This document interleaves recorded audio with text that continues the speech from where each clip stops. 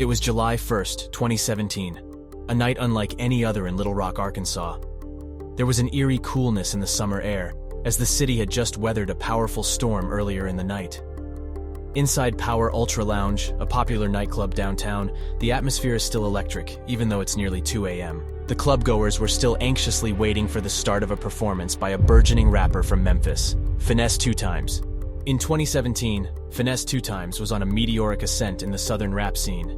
And so even though it was already deep into the early morning hours and he had still yet to step foot on stage, the large crowd was still growing and buzzing with anticipation.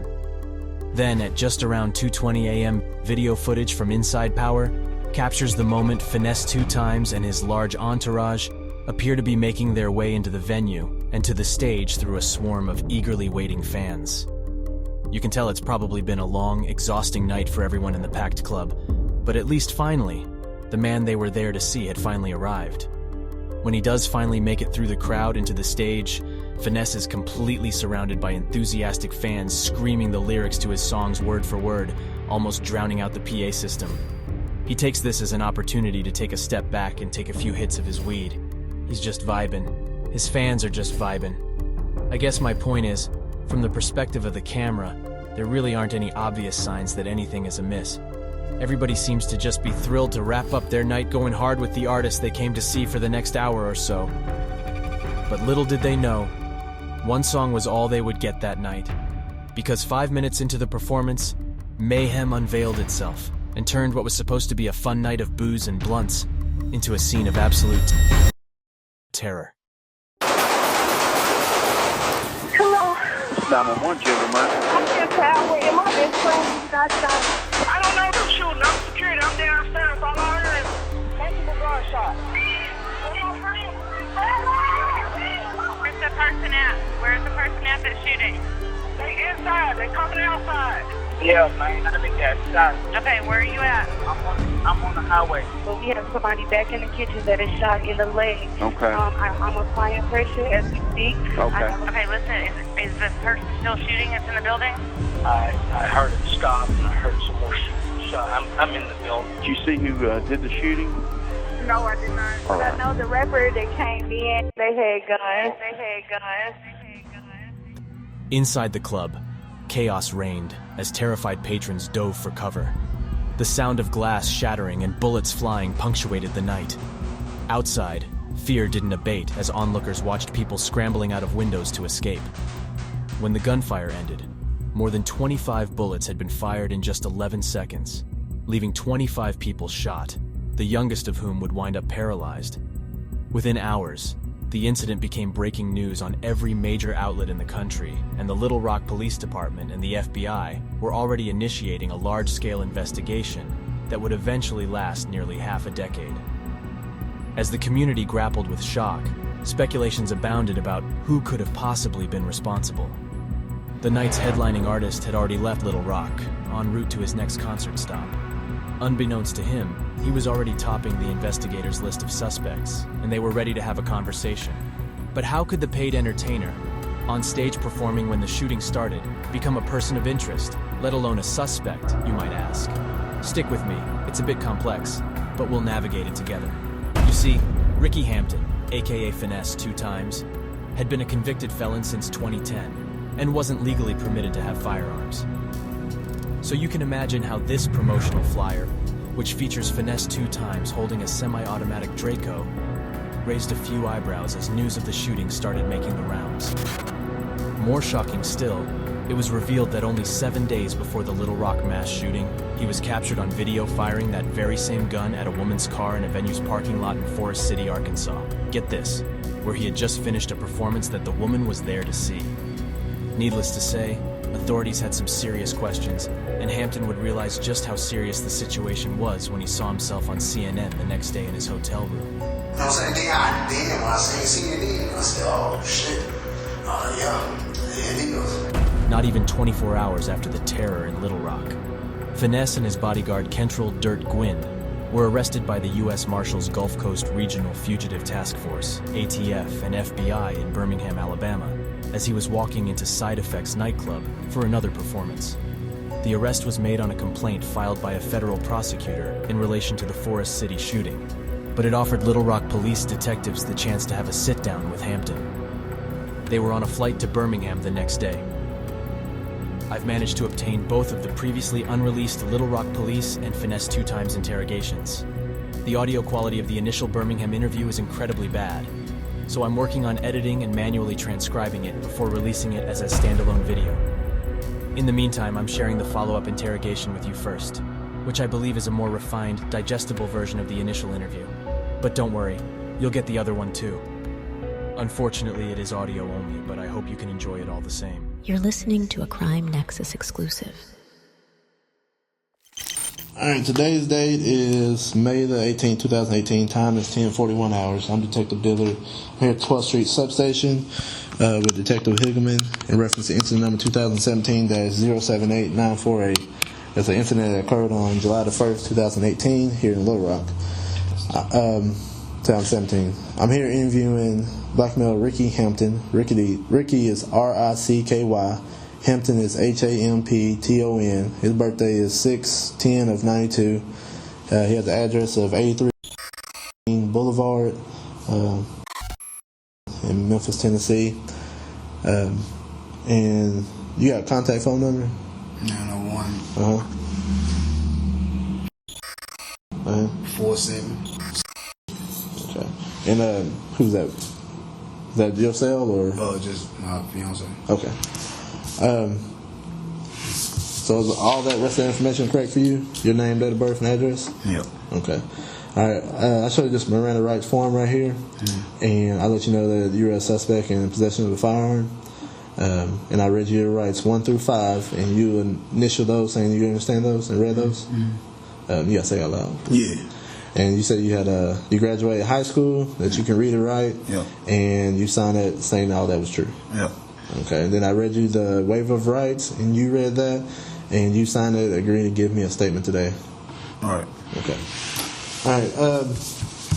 Like I said, the incident happened on July 1st, 2017, and you were performing as a artist on stage during that at 620 West 6th Street here in Little Rock, Power Ultra Lounge. Is that correct? Yeah.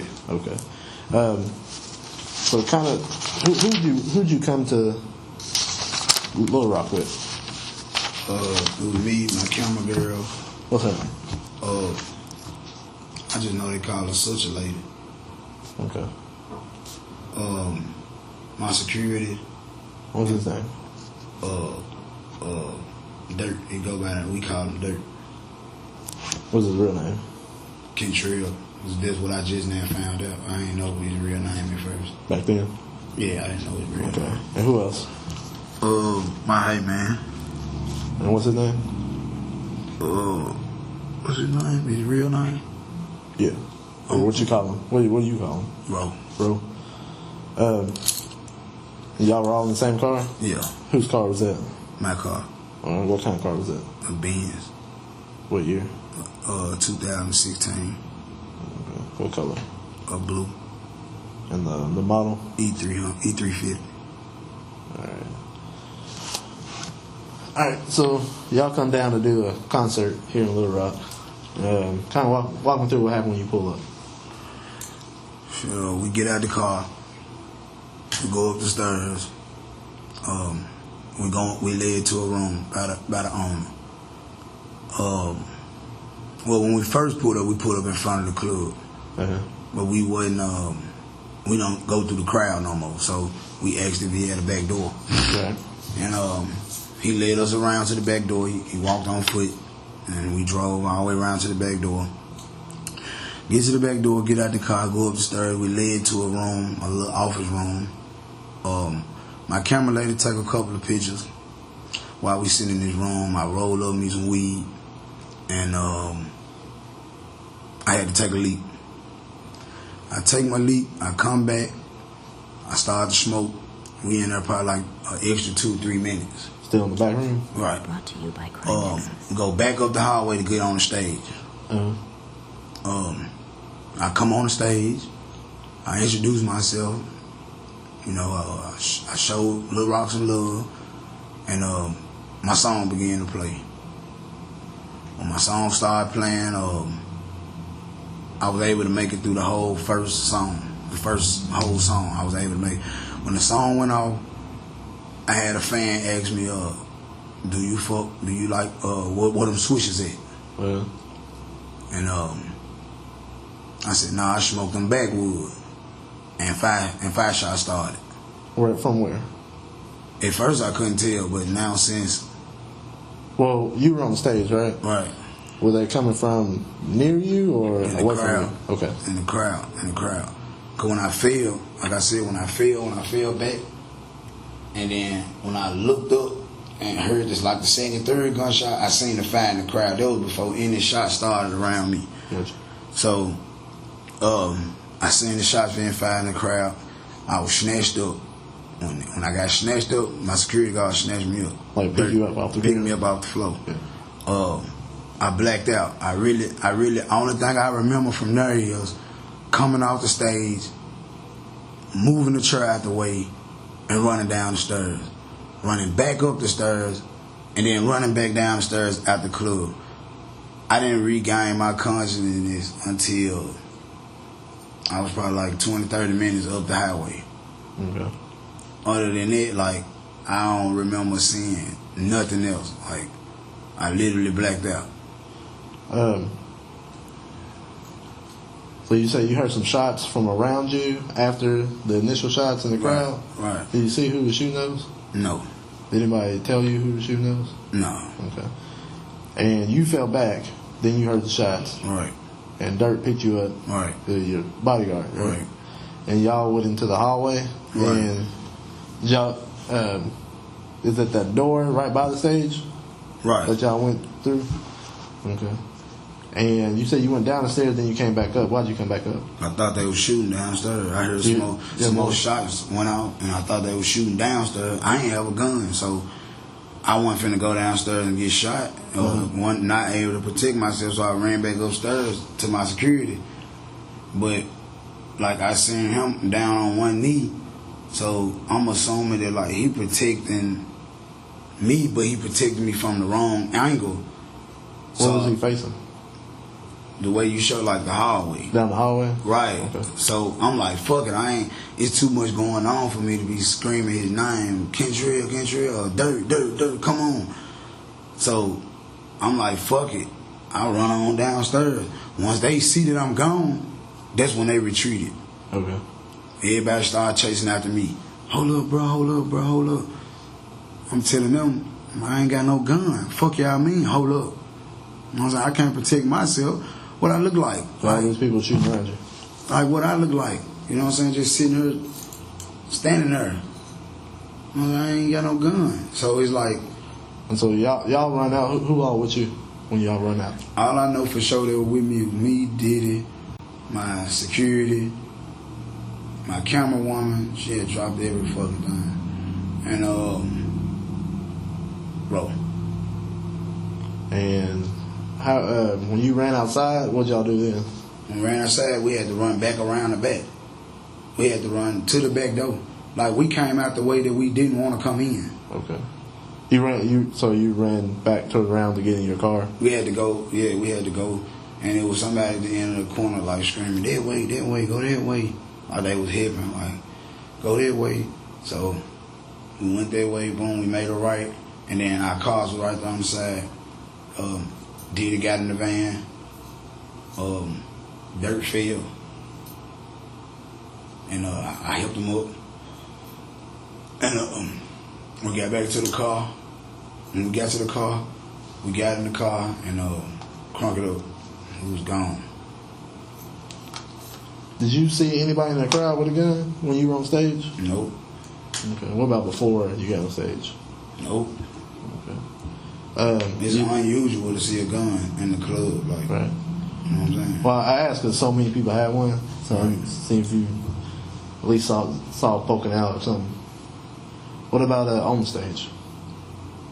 No, only person that was on me was my security. That's it. Okay. You know, he licensed to carry, and you know, he's my bodyguard. That's what he was paid to do. Right. So you know. And so we got people saying that you had a gun. CrimeNexus.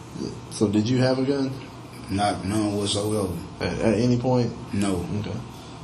And then, did you shoot a gun at all? Period. Okay.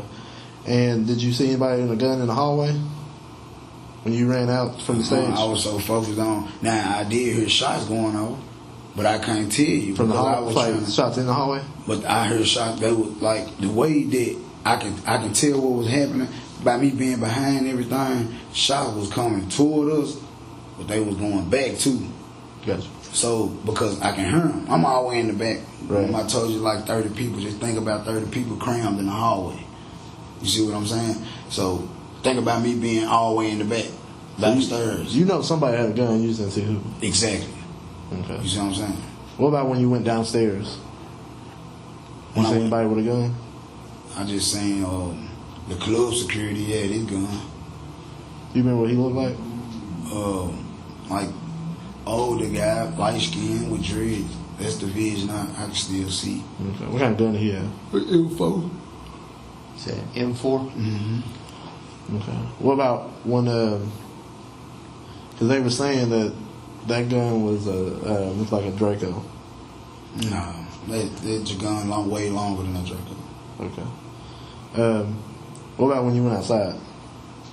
It was some shots, but they were far off. Like they weren't.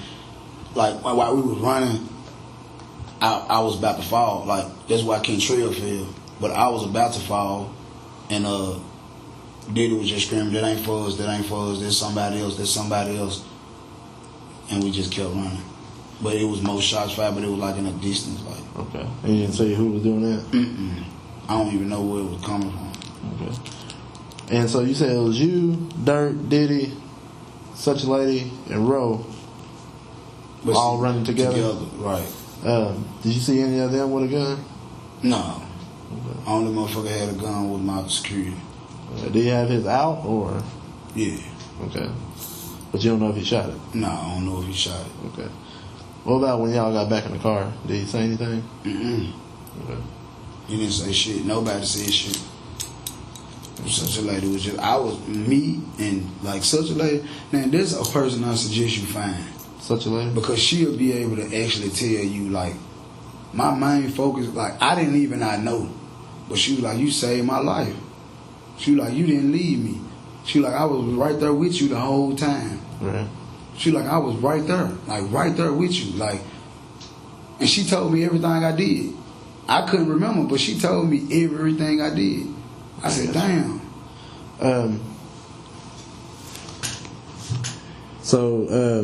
And we talked to some of them, and not the people you were with, but people out there, and they said that it looked like that was the Draco, and that's not the Draco that y'all had.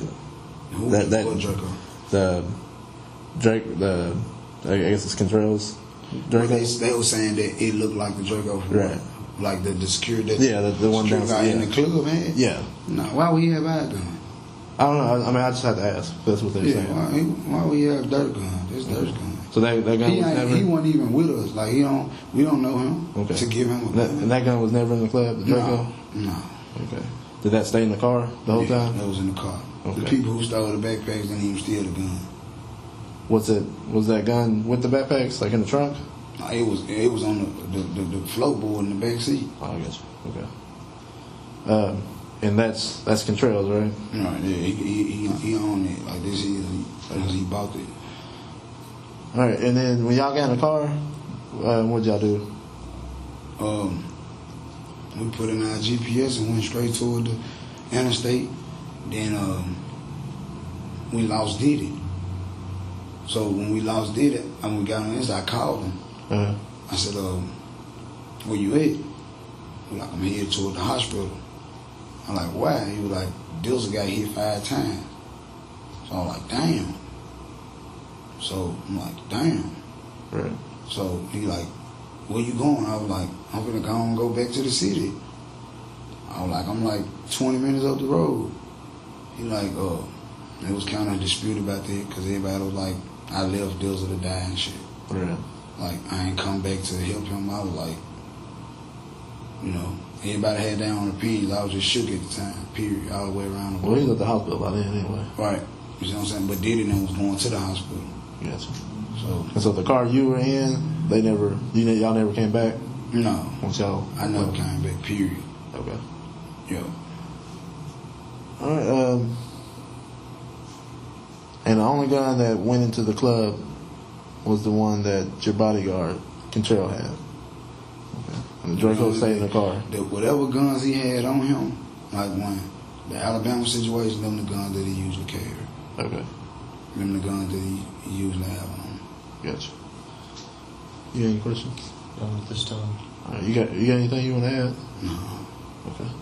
All right. Well, we will conclude this interview at 10:55 hours. As we wrap up part 1 of at least a 3-part series, I'm excited to announce that I will be releasing not just the complete initial Birmingham interrogation of Finesse2Tymes, but also the previously unreleased audio interrogation of his bodyguard, Kentrell Dirt Gwynn. They both provide significant insights into this case. While it's clear that Finesse2Tymes didn't start the shooting inside the Power Ultra Lounge, investigators were trying to determine if he may have fired back in the heat of the moment. We know that in 2018, Finesse pleaded guilty to federal weapons charges linked to the incident in Forest City, Arkansas, receiving a 5-year sentence. After we listen to the next interrogation video, we'll explore if these investigative efforts led to any charges connected to the Little Rock incident. As we navigate through this intense saga, I want to ask you, do you find Finesse's side of the story credible? I'm eager to hear your thoughts.